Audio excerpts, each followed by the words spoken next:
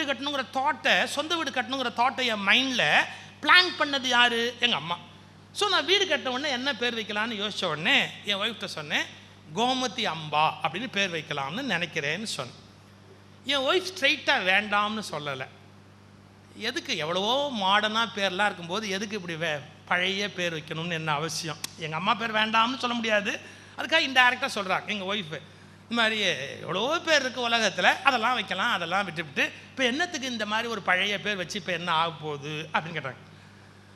நான் உடனே நாசுக்காக சொன்னேன், எனக்கு ஜாதகத்தில் 2 வீடுன்னு இருக்குது, எனக்கு ஜாதகத்தில் 2 வீடுன்னு இருக்குது. இந்த வீடு அம்மா பேரில் இருந்துட்டா அடுத்த வீடு ஓம் பேர் வைக்கலாம்ன்ற கணக்கு இருக்கு. இப்போ இந்த வீடே ஓம் பேர் வச்சுட்டா 2வது வீடு எது வரும்னு எனக்கு தெரியல அப்படின்னு என் ஒய்ஃப் சொன்னாங்க. தாராளமாக உங்கள் அம்மா பேரே வைங்க, வேறு யார் பேரும் நீங்கள் வைக்கணும்னு அவசியமே இல்லை, உங்கள் அம்மா பேர் வைங்க அப்படின்ட்டாங்க. கோமதி அம்பான்னு எங்கள் வீட்டுக்கு பேர் வச்சேன். நான் உண்மையில் பேர் வச்சதுக்கு என்ன காரணம் தெரியுமா? எங்கள் அம்மாவுடைய பேர் வச்சதுக்கு என்ன காரணம் தெரியுமா? என்னுடைய சின்ன வயசுலேருந்து என்னுடைய மெமரி எப்படின்னா, நான் உங்களை மாதிரி சின்ன பிள்ளையா 7 வயசு 8 வயசு இல்லை 6வது 7வது படிக்கிற வயசு இந்த மாதிரி பருவத்திலலாம் எங்கள் வீட்டுக்கு நான் 6வது பிள்ளை, கடைசி பிள்ளை. எங்கள் அண்ணா அக்கா எல்லாம் பெரியவங்க, கடைசி நான் தான் எங்கள் வீட்டில். யாராவது வெளியிலேருந்து வர்றவங்க என்ன பண்ணுவாங்க, ஏதாவது சாப்பிட்றதுக்கு வாங்கிட்டு வருவாங்க. வீட்டுக்கு வெறுங்கையா வரக்கூடாது, குழந்தைங்க இருக்கிற வீட்டுக்கு அப்படின்னு. அப்படி வாங்கிட்டு வந்தால் தான் உள்ளேயே விடுவோம். அவங்க யார்கிட்ட கொடுப்பாங்க? ஒரு சாக்லேட் பாக்ஸோ பிஸ்கெட்டோ ஒரு கேக்கோ வாங்கிட்டு வந்தால் யார்கிட்ட கொடுப்பாங்க? அந்த வீட்டிலே யார் சின்ன பிள்ளையோ அவங்ககிட்ட தானே கொடுப்பாங்க. எங்கள் வீட்டில் நான் தான் கடைசி, அதுக்காக என்ன பண்ணுவாங்க, என்கிட்ட தம்பி இந்தா அப்படின்னு கொடுப்பாங்க. ஆனால் நான் அதை வாங்குவேனே ஒழிய நான் அதை பிரிக்கக்கூடாது. எங்கள் அம்மா இன்ஸ்ட்ரக்ஷன், எங்கள் அம்மா சொல்லுவாங்க, பக்கி மாதிரி அவங்க எய்த்தாப்லேயே பிரிக்காது, அவங்க போனதுக்கு அப்புறமா சாப்பிடலாம், அவங்க இருக்கும்போது எதிர்த்தாப்புல பிரிக்கப்படாது அப்படிம்பாங்க. அதுக்காக நான் அவனையே பார்த்துக்கிட்டே இருப்பேன், நீ எப்போ போகிற, நீ போனால் தான் நான் சாப்பிட முடியும், அது சொல்ல முடியாது. ஆனால் அவன் அப்படி சுலபத்தில் போக மாட்டான். அவன் வாங்கிக்கிட்டு வந்த குவான்டிட்டி நம்ம வீட்டில் சாப்பிட்டுட்டு தான் போவானே ஒழிய அவன் ஒரு கணக்கு வச்சுருக்கான், பேசிக்கிட்டே இருப்பான். அப்போ எங்கள் அம்மா ஏதாவது கொடுப்பாங்க, அதை கொண்டு போய் நான் தான் எல்லாம் அவருக்கு கொண்டு போய் காப்பி இப்பி எல்லாம் கொடுத்துட்டு அவர் வாசலுக்கு போய் அப்படி போனதுக்கு அப்புறமா இது பிஸ்கெட் பாக்கெட்டாக என்னமோ அதை பிரிப்போம். எங்கள் அம்மா ஒரே ஒரு வார்த்தை சொல்லுவாங்க, என்கிட்ட தான் கொடுத்து பிரிக்க சொல்லுவாங்க, பிரிப்பா சரி நீ பிரித்து சாப்பிடுங்க எல்லாம். எங்கள் வீட்டில் 6 பிள்ளைங்க, அப்பா அம்மா மொத்தம் 8 பேர். எங்கள் அம்மா சொல்லுவாங்க, பார் இந்த வீட்டில் விஷம் வந்தால் கூட 8 பங்கு வைக்கணும், எது வந்தாலும் சரி 8 பங்கு பிரி அப்படிம்பாங்க. இப்படியே பிரித்து அது பிரிக்கும் போது கொஞ்சம் ப்ராப்ளம் வரும், அதெல்லாம் நான் சால்வ் பண்ணிவிடுவேன். பிரிக்கும் போது வர ப்ராப்ளத்தெல்லாம் நான் சால்வ் பண்ணிவிடுவேன். அப்புறம் மொத்தமாக கரெக்டாக 8ஆக பிரிச்சுட்டு ஒவ்வொருத்தருக்கா முதல்ல நான் சாப்பிட்டுட்டு எங்கள் அப்பாட்ட கொண்டு போய் கொடுப்பேன், எங்கள் அண்ணன்ட்ட கொண்டு போய் கொடுப்பேன், எங்கள் அக்காட்ட கொண்டு போய் கொடுப்பேன். கடைசியாக ஒரு பீஸ் இருக்கும், அம்மாவுடைய ஷேர், கடைசி ஒரு பீஸ், அதை எடுத்துக்கிட்டு போய் எங்கள் அம்மாட்ட கொடுப்பேன். அம்மா இது ஓம் பங்கு அப்படிம்பேன். நாங்கள் அம்மாவை நீ நான் தான் பேசுவோம், எங்கள் வீட்டில் அப்போ பழக்கம் அப்படி, அம்மா இது ஓம் பங்கு அப்படின்னு. எங்கள் அம்மா என்ன கேட்பாங்க, நீ சாப்பிட்டியா? நான் என்ன சொல்லணும், சாப்பிட்டேன்னு சொல்லணும். நான் என்ன சொல்லுவேன் தெரியுமா, அப்போ சாப்பிட்டாச்சு, அப்போ சாப்பிட்டாச்சு. உடனே எங்கள் அம்மா சொல்லுவாங்க, இப்போ ஒரு தடவை சாப்பிடு, இப்போ ஒரு தடவை சாப்பிடு. ஏன், எனக்கு பிடிக்கும், நான் கடைசி குழந்தை, எனக்கு அந்த ஸ்வீட் பிடிக்கும், நான் சாப்பிடணுங்கிறதுக்காக இப்போ ஒரு தடவை சாப்பிடு. நான் ரொம்ப உத்தம மாதிரி கேட்பேன், அம்மா உன் பங்குமான்னா பரவாயில்ல நீயே சாப்பிடு, நீயே சாப்பிடு. அப்படி 2 பங்கு சாப்பிட்டு தான் நான் 2 பங்காக இருக்கிறேன். இது முக்கியமான விஷயம். இல்லை என்ன ஆச்சரியம் தெரியுமா, நான் இப்போ ஒரு சீக்ரெட்டை உடச்சி சொல்ல போகிறேன். ஒரு தடவை கூட எங்கள் அம்மாட்ட நான் கொடுத்த போது கொண்டான்னு அவங்க எடுத்து வாயில் போட்டதே கிடையாது. கொண்டா அப்படி என் பங்கை எனக்கு கொடுன்னு வாயில் போட்டதே கிடையாது. நீ சாப்பிடுப்பா, நீ சாப்பிடுப்பா, அப்படி தான் அவங்க சொல்லியிருக்காங்க. என் மெமரி எப்படி பதியும்? இதுவே எங்கள் அப்பா அப்படி பண்ணியிருக்கிறாரானா இல்லை, ரொம்ப ஃப்ராங்காக பேசணும். எங்கள் அப்பா சில சமயத்தில் கேட்பார், உள்ளே வேறு ஏதாவது இருக்கா பாரு, இது இன்னும் வேற எவன் பங்கு இருக்குங்கிற ஐடியாவில் கேட்பார், ஏதாவது இருந்தா பாரு அப்படிம்பார். எங்கள் அம்மா எனக்கு நினைவு தெரிஞ்சு அவங்க பங்கை அவங்க சாப்பிட்டதே கிடையாது, என்ன தான் சாப்பிடுன்னு சொன்னாங்க. நான் அப்போ தான் ஒன்று நினச்சேன், கொஞ்சம் வளர்ந்து எனக்கு திங்க் பண்ணுற கெப்பாசிட்டி வந்த உடனே நினச்சேன், இந்த உலகில் இருக்கிற எல்லா உயிர்களும் தான் தின்பதால் மட்டும் மகிழ்ச்சி அடைகிற போது தன் பிள்ளை தின்பதால் மகிழ்ச்சி அடையக்கூடிய ஒரே உயிர் தாய் என்பதால்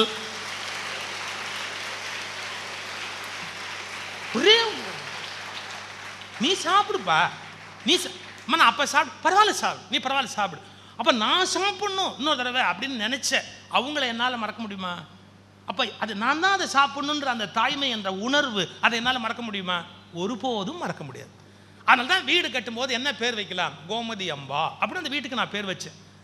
அப்புறம் என் மனைவிட்ட சொன்னேன், ஒன்று தெரிஞ்சுக்கம்மா, நான் அம்மாவை மதிக்க மதிக்க மதிக்க, என் மனைவிட்ட சொன்ன வார்த்தை, நான் அம்மாவை மதிக்க மதிக்க மதிக்க அது உனக்கு தான் நல்லது.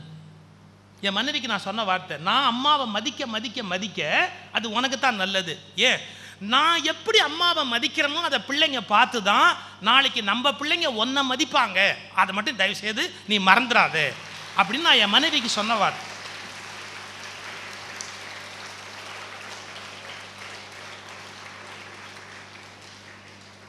யோசிச்சு பாருங்க, நான் எங்கள் அம்மாவுக்கு கொடுக்குற மரியாதையை பார்க்க பார்க்க குழந்தைங்க என்ன நினைக்கும்? ஓ, அப்பாவை அம்மாவை அப்படி கொண்டாடுறாருன்னா நம்ம அம்மாவை நாளைக்கு நாம் கொண்டாடணும். அந்த தாட் ஆழமாக மனசில் வந்து சேர்றதுக்கு வாய்ப்பு இருக்குது.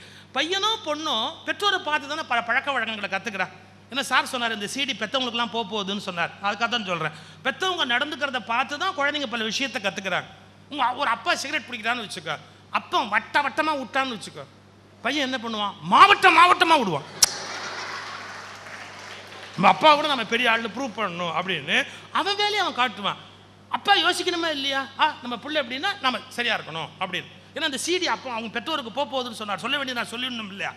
நம்ம எப்படி நடந்துக்கிறப்போ நம்ம தாய் தகப்பட்ட அதை பொறுத்து தான் குழந்தைங்க நம்மகிட்ட நடந்துக்குவாங்க. இந்த உணர்வுகள் நம்ம மனசில் தேக்கி வச்சுக்கணும். சரி, இப்போ அம்மாங்கிறது அன்பு வடிவமான உயிர். ஒரு திருக்குறள் இருக்கும், உங்களுக்கு தெரியும், அன்பும் அறனும் உடைத்தாயின் இல்வாழ்க்கை பண்பும் பயனும் அது அப்படின்னு ஒரு திருக்குறள் இருக்கு. இந்த திருக்குறள் எதில் போடுவாங்கன்னா பெருவாரியாக கல்யாண பத்திரிகைகள் எல்லாம் போடுவாங்க. அன்பும் அறனும் உடைத்தாயின் இல்வாழ்க்கை பண்பும் பயனும் அது அப்படின்னு போடுவாங்க. இந்த திருக்குறளுக்கு என்ன அர்த்தம் எழுதுறாங்க? அன்பும் அறனும், அன்புங்கிறது பாச உணர்ச்சி, அறம் என்பது தர்மத்தை பற்றிய வாழ்க்கை முறை. இது யாருக்கு இருக்கோ அவங்களுக்கு பண்பும் பயனும் உடைய வாழ்க்கை அமையும் தான் பொழிப்புரை. ஆனால் உண்மையான அர்த்தம் அதை விட ஆழமானது. என் நண்பர் ஒருத்தருடைய வீட்டுக்கு போயிருந்தேன். இந்த மாதிரி அவங்க அப்பா படம் மாட்டி வச்சுருந்தார். அவங்க அப்பாவுடைய படத்தை போட்டு எழுதியிருக்கார், தோற்றம் மறைவு அப்படின்னு. அவங்க அம்மா படத்தை போட்டு வச்சுருக்கிறார். அவங்க அம்மா படத்துக்கு கீழே ஒரு வார்த்தை எழுதியிருந்தார், அப்பா படத்துக்கு கீழே ஒரு வார்த்தை எழுதியிருந்தார். அன்னைக்கு தான் எனக்கு திருக்குறளுக்கு அர்த்தமே தெரிஞ்சது. என்ன தெரியுமா? அம்மா படத்துக்கு கீழே எழுதியிருந்தார் அன்பு, அப்பா படத்துக்கு கீழே எழுதியிருந்தார் அறம். அப்போ அன்பும் அறனும் உடைத்தாயின்னா, ஒரு திருமண பத்திரிகையில் இதை போடுறோம்னு சொன்னால், தாய் என்பவள் அன்பினுடைய வடிவம், தகப்பன் என்பவன் அறத்தினுடைய வடிவம். அந்த அன்புங்கிற வார்த்தையை தாயார் படத்துக்கு கீழே எழுதியிருக்கிறார், அறம்ங்கிற வார்த்தையை அப்பா படத்துக்கு கீழே எழுதியிருக்கிறார். அவர் சொன்னார், எங்கள் அம்மாவை மாதிரி அன்பு காட்டின ஒரு உயிரை பார்க்க முடியாது, எங்கள் அப்பாவை மாதிரி ஒரு டஃப்பான பர்சனாலிட்டி பார்க்க முடியாது அப்படின்னார். இப்போல்லாம் கொஞ்சம் உங்கள் தாய் தகப்பெல்லாம், தாய் நிறைய படித்து வேலைக்கு போகிறவங்களா இருக்காங்க. எங்கள் காலத்துலலாம் அப்படி கிடையாது. எங்கள் அம்மாலாம் குறைந்த படிப்பு உடையவர்கள், அவங்க அம்மாலாம் ரொம்ப ரொம்ப ரொம்ப குறைஞ்ச படிப்பு உடையவங்க. படிப்பு இருக்கார், சரியாக சொல்லப்போனால் ரொம்ப எமோஷனலாக அட்டாச்சாக இருப்பாங்க, ரொம்ப பிரியமாக இருப்பாங்க. அதாவது முட்டாள்தனமாக கூட இருப்பாங்க, ஒரு வகையில் பார்த்தா கொஞ்சம் முட்டாள்தனமாக கூட இருப்பாங்க அவங்களுடைய இயல்பெல்லாம். ஆனால் பாசமாக இருப்பாங்க. ஒரு சம்பவம் சொல்கிறேன் பாருங்க. நான் ஸ்கூலில் படித்த போது மார்க்கு கம்மியாக வாங்கிட்டு ப்ராக்ரஸ் ரிப்போர்ட் அப்பாட்ட கையெழுத்து வாங்குறதுங்கிறது ரொம்ப கஷ்டம், ரொம்ப ரொம்ப கஷ்டம். இப்போ பசங்க ரொம்ப வளர்ந்துட்டான். இந்த மாதிரி சின்ன வேலையெல்லாம் அப்பாட்ட எதுக்கு கொடுக்குறது அப்படின்னு அவனே போட்டு அவனே கொடுத்துட்றான். இதெல்லாம் எதுக்கு போய் சின்ன சின்ன விஷயம்லாம் அப்பா போய் தொந்தரவு பண்ணிக்கிட்டு அந்த அளவுக்கு வளர்ந்துட்டான். எங்கள் காலத்துலலாம் அவ்வளோ தைரியம் கிடையாது. ப்ராக்ரஸ் ரிப்போர்ட் கையெழுத்து வாங்கிட்டு வா அப்படின்னு கொடுப்பாங்க. ஒரு பையன், என் கிளாஸில் படித்த பையன், ஒரு பையன், அவன் நடந்த சம்பவத்தை சொன்னான். அவன் கணக்கில் 8 மார்க் வாங்கியிருக்கான். இப்போ திருநெல்வேலிக்கிட்ட ஒரு ஸ்கூலில் பேச போயிருந்தேன் கொஞ்ச நாளுக்கு முன்னாடி. அங்கே கேட்டப்போ அந்த வாத்தியார் ஒரு தகவல் சொன்னார். ஒரு பையன் 8 மார்க் வாங்கியிருந்தானா. பேப்பரை கொடுத்துட்டு வாத்தியார் கேட்டாரான், 8 மார்க் வாங்கியிருக்கே, அறிவில்லை அவனுக்கு, வெக்கமா இல்லை அவனுக்கு அப்படின்னு. அவன் திருப்பி சொன்னான்னா, போட்டோ உங்களுக்கே இல்லையே சார், அப்புறம் வா, இது எங்கேருந்து புறப்படுதுங்கிறான் அவன், கண்டுபிடிக்கிறான். அப்புறம் எனக்கு மட்டும் எப்படி சார் இருக்கும்? இப்போ அப்படி பேசுகிறான். பசங்களுக்கு வாய் அப்படி வந்துருச்சு இந்த காலத்தில். அப்போ நாங்களாம் பயப்படுவோம். இந்த பையன் 8 மார்க் வாங்கியிருக்கிறான், அவங்க அப்பாட்ட கையெழுத்து வாங்கணும். எப்படி வாங்குறது? Progress report. பயந்து போய் மெதுவாக அம்மாட்ட கொண்டு போய் கொடுத்துருக்குறான். அம்மா, ப்ராக்ரஸ் ரிப்போர்ட். அந்த மாதிரி கொஞ்சம் படிக்க தெரியும். அவன் எப்படி மார்க் வாங்கியிருக்கிறான்னா, எல்லாத்தையும் கூட்டினாலே ஃபெயிலு. எது எல்லா சப்ஜெக்டையும் மொத்தமாக கூட்டினா கூட மார்க் வராது. எல்லாத்துலேயும் சிவப்பு கோடு கீழே போட்டிருக்கிறாங்க. அந்த மார்க்குக்கு கீழேயே ஃபெயிலுங்கிறதுக்கு அடையாளமாக சிவப்பு கோடு போட்டிருக்கிறாங்க. ஒரு கிண்டலுக்காக சொல்கிறேன், தப்பாக நினைக்காதீங்க. அவன் சிவப்பு கோடு வாங்குவான்னு தெரிஞ்சு அவங்க அப்பா பையனுக்கு செங்கோடன்னு பேர் வச்சுருக்காரு. அந்த பேரில் யாராவது இங்கே இருந்தால் தப்பாக நினைக்காதீங்க. செங்கோடு, சிவப்பாக கோடு வாங்கியிருக்கான். 7, 8 மார்க்கு எல்லாம் ஃபெயில், கோடு போட்டிருக்கு. இது அம்மாட்ட கொண்டு போய் கொடுத்தான்.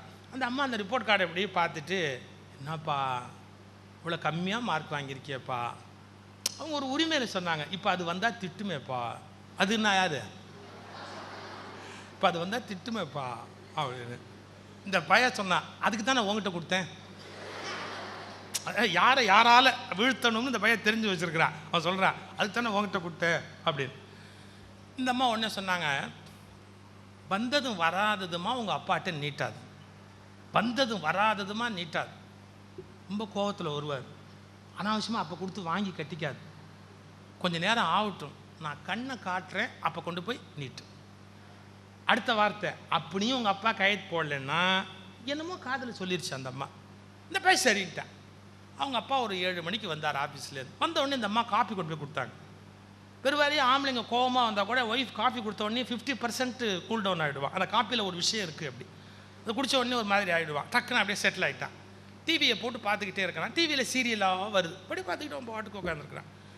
அப்பா சீரியல் பார்க்குறதுக்கு அம்மா சீரியல் பார்க்குறதுக்கு வித்தியாசம் உண்டு. அம்மா சீரியல் பார்க்குறது பரீட்சைக்கு படிக்கிற மாதிரி பார்ப்பாங்க. ஒரு வசனம் கூட மிஸ் ஆகாது. ஒரு ஒரு கரெக்டாக பார்ப்பாங்க, துல்லியமாக பார்ப்பாங்க. அப்பா விட்டு விட்டு பார்ப்பார், சௌரியப்படி பார்ப்பார். அந்த சீரியலையும் இந்த சீரியலையும் கம்பைன் பண்ணி பார்ப்பார். அவர் பாட்டு கதையை மாற்றி மாற்றி சொல்லுவார். எது இன்னொரு சீரியலையும் இந்த சீரியலையும் இணைச்சி இந்த கதை அப்படி, ஐயோ அது அந்த சீரியலுங்க, இது இந்த சீரியலுங்கன்னு அம்மா அதை வந்து சிலபஸை விளக்குவாங்க. அந்த சிலபஸ் எப்படி கரெக்டாக போகணுங்கிறதெல்லாம் அவங்க விளக்கி சொல்லிக்கிட்டு இருப்பாங்க. அப்படியே டிவி பார்த்துக்கிட்டே இருந்தான். ஒரு 8:30 மணிக்கு பிளேட்டில் டிஃபன்லாம் கொண்டாந்து கொடுத்தாங்க. அவன் பாட்டு சாப்பிட்டுக்கிட்டே டிவி பார்த்தா எல்லாம் முடிஞ்சது. ஒரு 9:30 மணிக்கு அப்படி கண்ணு சொக்கி அப்படி தூக்கத்தில் அப்படி அப்பா அந்தாண்ட போனார் பாருங்க. அப்போ அம்மா ஜாட காமிச்சாங்க. இப்போ கையெழுத்து இவர் கண்ணாடி போடலை. பையன் போய் அப்பாட்ட கேட்குறான், அப்பா கண்ணாடி இல்லாமல் நீ கையெழுத்து போடுவியாப்பா? கவர்மெண்ட் ஃபைலே அப்படி தாண்டா போடுறேன் கொண்ட. கையெழுத்து போட போன அப்பா திடீர்னு முழிச்சுக்கிட்டார். என்ன முழிச்சுக்கிட்டாரு? ஒருவேளை இவன் சொத்துக்கத்தை எழுதி வாங்கிட்டான்னு. கண்ணாடி எடு. கண்ணாடியை போட்டு பார்த்தா கணக்கில் 8 மார்க். மறுபடியும் அங்கேயாந்து அந்த ரிப்போர்ட் கார்டை எடுத்துகிட்டு வந்து அப்பா கையில் கொடுத்து, கையெழுத்து 8 மார்க் வாங்கியிருக்க, அறிவில்லை, நான் கோவத்தில் தூக்கி எறிதேன், திரும்ப கொண்டாந்து என்கிட்ட கையெழுத்து வாங்கி நீட்டுருன்னு என்ன நினச்சிட்டு இருக்கிற? கோவத்தில் அப்பா சொல்கிறார், என்ன நினச்சிட்டு இருக்கிற? இந்த பையன் சொன்னான் பாருங்க, பரவாயில்ல போடுங்க. பரவாயில்ல என்ன பரவாயில்ல, என்ன பரவாயில்ல, உங்களை விட பரவாயில்ல. இந்த அப்பாவுக்கு ஷாக் ஆகி போயிடுச்சு. என்ன நினச்சிக்கிட்டு இருக்கிற, என்ன பேசுகிறேன் பா? நீ கணக்கில் 7, அம்மா சொல்லிட்டாங்கம்மா.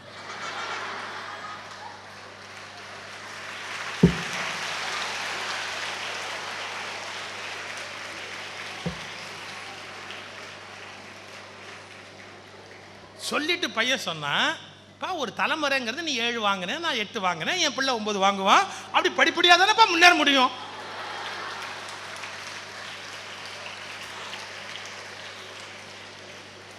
ஷாக் ஆகிட்டேன்.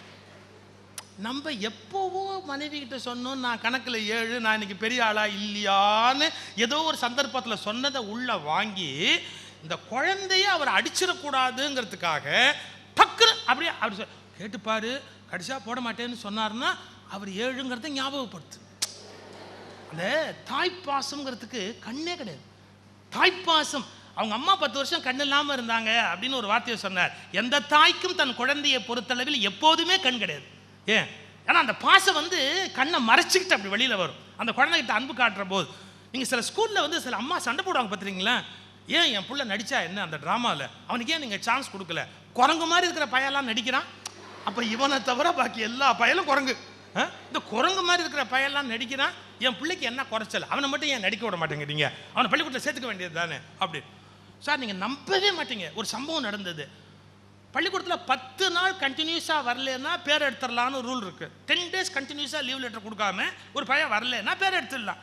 ஒரு பையன் படிக்கவே மாட்டான். என் ஃப்ரெண்டு ஒரு வாத்தியார் படிக்கவே மாட்டான். அந்த பையன் 10 நாள் ஆனால் கரெக்டாக 9 நாள் லீவ் போடுவான். 10ஆம் நாள் வந்து உட்காந்துருவான். இவர் பேரே எடுக்கவே முடியாது இவரால். ஏன்டா வந்தேன்னு, 10 நாள் ஆச்சு இல்லை, அப்புறம் எடுத்துருவீங்கல்ல அனாவசியமா, அதுக்கு தான் வந்தேன்பா. இது வந்து கவர்மெண்ட் ஸ்கூலு. அவர் நொந்து போய் ஒரே ஒரு தடவை இந்த பையன் மறந்து போயிட்டான். 10 நாள் மறந்துட்டான். 10ஆம் நாள் வர வேண்டியவன் வரவே இல்லை. இவருக்கு பரம சந்தோஷம். எப்பா இன்னைக்கு பேர் எடுத்துடலான்னு எடுத்துட்டு அவன் வீட்டுக்கு நோட்டீஸ் விட்ட உடனே அவங்க அம்மா வந்துட்டாங்க. வந்து ஹெட் மாஸ்டர் வச்சுக்கிட்டு இவரை வச்சுக்கிட்டு பேசுகிறாங்க. ஏன் அந்த பையன் பேர் பள்ளிக்கூடத்தில் இருந்தா என்ன? இவர் சொன்னார், படிக்க மாட்டேங்கிறாம்மா, அவன் படிக்க மாட்டேங்கிறான். அந்த அம்மா சொன்னாங்க, பாருங்க, அவன் படிக்கல இல்லை, உங்களுக்கு தொந்தரவே இல்லைல்ல, அவன் படித்தா தானே அவன் நோட் புக்கை திருத்தணும் எவ்வளவோ வேலையெல்லாம் இருக்குது. அப்போ உங்களுக்கும் ஒன்றும் சிரமமே இல்லை. அவன் பாட்டுக்கு ஒரு ஓரமாக உட்காந்துட்டு போகிறான், அவன் பேரை ஏன் எடுத்தீங்க? இவர் சொன்னார், என்ன சொன்னால் கேட்க மாட்டேங்கிறீங்களாம்மா, அந்த பையன் பொண்ணும் பிரயோஜனம் இல்லைம்மா, அவன் படிச்சு இப்போ என்ன பண்ணுவான், படிப்பே வரமாட்டேங்குது, அவன் படித்து என்ன பண்ண போகிறான், இவன் படித்து நீங்கள் அவனை என்னவா பண்ணுற ஐடியாவில் வச்சுருக்கிறீங்க? அந்த அம்மா சொன்னாங்க, பாருங்க, என்னையா இப்படி ஒரு 10வது பாஸ் பண்ணிட்டா உங்களை மாதிரி ஒரு வாத்தியார் ஆக்கிடலாம்.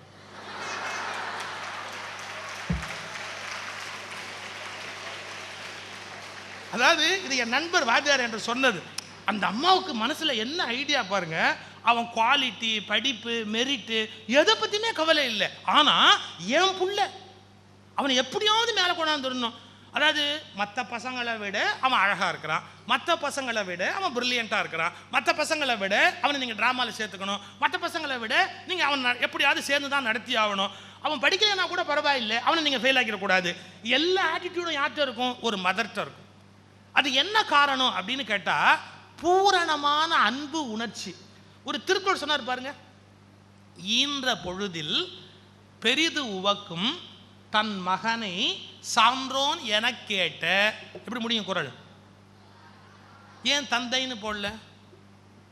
ஈன்ற பொழுதில் பெரிதுவக்கும் தன் மகனை சான்றோன் என கேட்ட தாயின்னு போட்டார். என்ன அர்த்தம் எழுதியிருக்கிறாங்க அதுக்கு? பரிமேலருடைய உரையில் என்ன அர்த்தம் எழுதியிருக்கிறாருன்னு கேட்டால், ஒரு தாயாருக்கு நிஜமாவே நம்முடைய பிள்ளை அறிவாளி இல்லையான்னு தெரியாது. ஏன்னா அவன் அன்பு காரணமாக அவனை ரொம்ப உயர்வாகவே நினச்சிக்கிட்டே இருப்பா. அதே மாதிரி அவன் மேலே ரொம்ப அளவு கடந்த பாசம் வச்சுருப்பா. அவனுக்கு வீரம் இருந்தால் கூட அடிபட்டுருமோ, உதப்பட்டுருவானோ அப்படிங்கிற பயம் இருந்துக்கிட்டே இருக்கும்.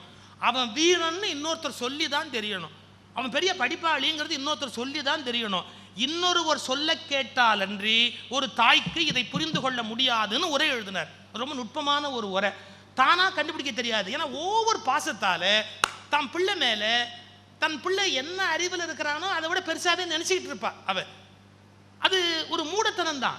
அப்போ இன்னொரு சான்றோன் ஒப்புக்கொள்ளுகிற போது தான், இவ்வளோ படித்த மனுஷனே அவர் ஒப்புக்கிறாரா, அப்போ என் பிள்ளை நிஜமாவே அறிவாளி தான், அப்போ தான் நிஜமாக கண்டுபிடிப்பாளாம். ஒரு சம்பவம் சொல்கிற பாருங்க. பையன் வெளியில் போகிறான். அப்போ அம்மா சொல்கிறா, ஏ ராசா பார்த்து போடா கண்ணு, தெருவில் கண்ட பயலும் கார் ஓட்டுறான். கண்ட பயலா கார் ஓட்டுறான்? பார்த்து போ, கண்ட பயலும் கார் ஓட்டுறான், கண்ணா பின்னான்னு ஓட்டுறான், மேதையில் வந்து இடிச்சிட போகிறான், கவனமாக போ. யார்? அம்மா. இப்போ ஒன்று சொல்லட்டுமா, அம்மாவோட வயசு என்னன்னு சொல்லட்டுமா? அம்மாவோட வயசு 62, பையனோட வயசு 40. என்ன டிஎஸ்பி, போலீஸ் டிஎஸ்பி. அவனுக்கு சொல்கிற அம்மா பார்த்து போ, கண்ட பையலும் கார் ஓட்டுறான். இவன் டிஎஸ்பியாகவே இருக்கட்டும், எவ்வளோ பெரிய ஆளாகவே இருக்கட்டும், அவளை பொறுத்த வரையில் அவர் சொன்னார் பாருங்க, தில்லிக்கு ராஜானாலும் தல்லிக்கு பிட்டை. அம்மாவை பொறுத்த வரைக்கும் குழந்தை தான். நீ டிஎஸ்பியாக இருக்கிறேங்கிறதுக்காக இவன் வீரனா இருப்பான்னு ஒத்துக்குவாளா அம்மா? பயப்படுவா. எவனாவது வந்து அடிச்சிட போகிறான்யா, பார்த்து போயா, கொஞ்சம் கவனமாக போயார். நீங்கள் நம்பவே மாட்டீங்க, காமராஜர்னு ஒரு முதலமைச்சர் இருந்தார். அவருக்கு ரொம்ப வயசாகி போச்சு, ஆனால் கல்யாணம் பண்ணிக்காமே இருந்தார். அவரை பெரியார்னு ஒரு பெரிய தலைவர் காமராஜருடைய அம்மாவை போய் பார்க்க போனாங்க. காமராஜருடைய அம்மாவை பார்க்க போகும்போது அந்த அம்மா பாருங்க, ஐயா நீ சொன்னால் என் மகன் கேட்பானாமே, நீ என்ன சொன்னாலும் என் மகன் கேட்பானாமே அப்படின்னு. பெரியார் சொல்கிறாரு, என்னம்மா உங்கள் பிள்ளைகிட்ட என்ன சொல்லணும்? கல்யாணம் பண்ணிக்க சொல்லியா? கல்யாணம் பண்ணிக்க சொல்லியா? அப்போ பாருங்க, தான் பிள்ளை இவ்வளோ வளர்ந்து எவ்வளோ பெரிய ஆளாயிட்டாலும் அவன் ஒரு கல்யாணம் பண்ணிக்கணும் அப்படிங்கிறத யாராவது சொல்லி என் பிள்ளை கேட்க மாட்டானா அப்படின்னு அந்த அம்மா தவிக்கிறாங்க. அப்போ தன்னுடைய பிள்ளை ஏன் கல்யாணம் பண்ணிக்கல, என்ன கொள்கையினால் கல்யாணம் பண்ணிக்கல, அப்போ இவன் என்ன நிலைமையில் இருக்கிறான், அதெல்லாம் அந்த தாய்க்கு புரிஞ்சிக்க தெரியாது. தாயினுடைய பாசம் என்பது கண்மூடித்தனமானது. அதனால்தான் திருவள்ளுவர் எழுதுறார், அன்பும் அறனும் உடைத்தாயின். அப்ப அறம் என்பது என்ன? தகப்பன். அன்பு என்பது என்ன? தாய். ஒரு தாய் எப்போதும் அன்பின் வடிவமாகவே இருக்கிறாள். திருப்புகழ்ல எல்லா உறவுகளையும் பட்டியல் போடுறாரு அருணகிரிநாதர். ஒரு பாட்டில் சொல்றார், தந்த பசிதனை அறிந்து முகையமுது தந்து முதுகு தடவிய தாயர். தந்த பசிதனை அறிந்து முகையமுது தந்து முதுகு தடவிய தாயர். என்ன? தந்த பசி, பால் கொடுத்துட்டு இந்த பிள்ளைக்கு எப்போ பசிக்கும்னு தெரிஞ்சு இந்த பால் கொடுத்த பால் எதிர்த்து வெளியில் வரக்கூடாதுன்னு அம்மா என்ன பண்ணுவாளாம்? முதுக தடவுவாளாம். தந்த பசிதனை அறிந்து முகையமுது தந்து முதுகு தடவிய தாய். அம்மா ஒருத்தி தான் முதுக தடவுவா, மற்றவெல்லாம் தலையை தடவுவான். இவங்ககிட்ட என்ன தேத்தலாம் அப்படிங்கிற ஐடியாவில் முதுகு தடவிய தாயர். இப்போ யோசிச்சு பாருங்க, தாய் அன்பு என்பது எப்படிப்பட்டது. இந்த சிடி பெற்றவங்களுக்கு போகிறதால நான் இப்போ இதில் ஒரு மெசேஜ் சொல்லி அனுப்புகிறேன். உங்களுக்கு இது புரியாது. பிற்காலத்தில் பசங்க சிகரெட் பிடிக்கிறான் அப்படின்னு சொல்லி சில பெற்றவங்க நோகிறாங்க. நான் சைக்காலஜி புக் ஒன்றில் படிச்சுக்கிட்டு இருந்தேன். ஒரு ஆச்சரியமான செய்தி. இளம் வயதில் தாய்ப்பால் மறுக்கப்பட்ட குழந்தைகள் பிற்காலத்தில் சிகரெட் பிடிக்கிறார்கள். சைக்காலஜி ரிசர்ச் முடிவு. இளம் வயதில் தாய்ப்பால் மறுக்கப்பட்ட பிள்ளைகள் பிற்காலத்தில் சிகரெட் பிடிக்கிறார்கள். அப்போ பெற்றவங்களுக்கு ஒரு விழிப்பு இருக்கணுமா இல்லையா? அந்த காலத்தில் ஒவ்வொரு தாயும் எவ்வளோ நேசமாக இருந்தா தெரியுமா? தன் குழந்தைக்காக உயிரையே விடுவார். அந்த குழந்தைக்காக அப்படி வாழ தயாராக இருந்தா. அப்போ பெற்றவங்களுக்கு அந்த உணர்வு இருக்கணும். அது ரொம்ப முக்கியம். இந்த சிடி போகுதுங்கிறதுக்காக சொல்கிறேன். அப்போ ஒரு குழந்தை பிற்காலத்தில் நல்லவனாகிறான் கெட்டவனாகிறான் எல்லாம் என்னன்னா, அவன் நல்லவனாவதும் தீயவனாவதும் அன்னை வளர்ப்பினிலே. ஒரு சினிமா பாட்டில் வச்சான். உண்மை. அம்மா எப்படி வளர்க்குறாளோ அதை பொறுத்து அந்த குழந்தை நல்லவனாவான், இல்லாட்டி கெட்டவனாக மாறிடுவான். இதெல்லாம் அந்த தாய்மைக்கு இருக்கிற பெரிய சிறப்பு. லலிதா சகஸ்ரநாமத்தில் பராசக்தியை வர்ணித்து 1008 நாமம் இருக்கு. ஆனால் 1008 நாமம் இருந்தாலும் முதல் நாமம் லலிதா சகஸ்ரநாமத்தில் என்ன தெரியுமா? ஸ்ரீ மாத்ரே நமஹ. ஸ்ரீ மாதா, அம்மா. ஏன் அம்மாங்கிறத முதல் வார்த்தையாக வச்சார்? அதை விட வேறு வார்த்தையே இல்லையார்.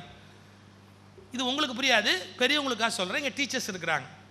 லலிதா சகஸ்ரநாமத்துக்கு சரியான தமிழ் நூல் ஒன்று உண்டுன்னு சொன்னால் அது Abirami Anthathi. Abirami Anthathi is equivalent to Lalitha Sahasranamam.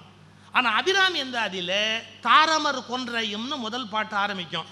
அப்புறம் உதிக்கின்ற செங்கதிர்னு பாட்டு ஆரம்பிக்கும்.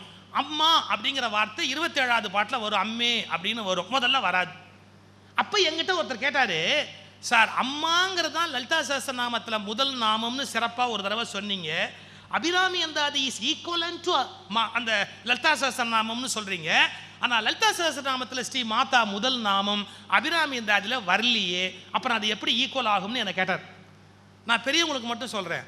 அந்தாதிங்கிற பாட்டுக்கு இலக்கணம் என்னன்னா, முதல் எழுத்து கடைசி எழுத்து ரெண்டையும் சேர்த்து பார்க்கறது. அந்தாதி பாட்டில் கடைசி எழுத்து அடுத்த பாட்டோட முதல் எழுத்தாக வரும், கடைசி எழுத்து அடுத்த பாட்டோட முதல் எழுத்தாக வரும். இதுதான் அந்தாதிக்கு இலக்கணம். இப்போ அபிராமி அந்தாதியை எடுத்து முதல் பாட்டு நீங்கள் படிச்சிங்கன்னா, தாரமர் கொன்றை தா அப்படிங்கிற எழுத்து முதல் எழுத்து தாச்சா. 100 பாட்டையும் முடிச்சுட்டு நூல் பயன்னு 101வது பாட்டு ஒன்று இருக்கும். அதில் ஆத்தாளை எங்கள் அபிராம வல்லியை அண்டமெல்லாம் பூத்தாளைங்கிற பாட்டு கடைசியாக எப்படி முடியும் தெரியுமா? தீங்கு இல்லையே அப்படின்னு முடியும். முதல் எழுத்து என்ன? தா. கடைசி எழுத்து என்ன? தாயே என்பதில் அண்ட சராசரம் அடக்கம் என்பதை விளக்குவது அபிராமி அந்தாதியின் சாரம். இது தா, அது ஏ, அதுக்குள்ள எல்லாம் அடங்கி போச்சு. தாயே என்பதில் அண்ட சராசரம் அடங்கி விடுகிறது. இப்போ உங்களுக்கு புரியாது, சக்தி வழிபாடுங்கிறதே தாய் வழிபாடு தான். ஏன்னா இப்போ ஒரு தாயாருடைய கர்ப்பப்பையில் நம்ம எல்லாம் குடியிருந்தோம், அந்த இடத்துக்குள்ள குடியிருந்தோம். அங்கே ஒரு லிக்யூட் இருந்தது, அதான் நம்மளை காப்பாத்துச்சு. அப்புறம் ஒரு கொடி தொடர்பு இருந்தது, தாய்க்கு நமக்கு இடையில ஒரு கொடி தொடர்பு இருந்தது, அதுதான் நம்மளை காப்பாத்துச்சு. அந்த இடத்துல நாம நீந்திக்கிட்டு இருந்தோம் தாயாருடைய கர்ப்பத்தில். அப்போ கம்ப்ளீட்டாக அது சீல் வச்சு மூடப்பட்டிருந்தது, வெளியிலேருந்து எதுவும் உள்ளே வர முடியாது. இதனுடைய இயல்பும் இந்த உலகத்தோட இயல்பும் அப்படியே இருக்கு. இந்த பூமிக்கு மேலே ஓசோன் வளிமண்டலம் 3 லேயர் மூடி இருக்கு. டோட்டலாக 3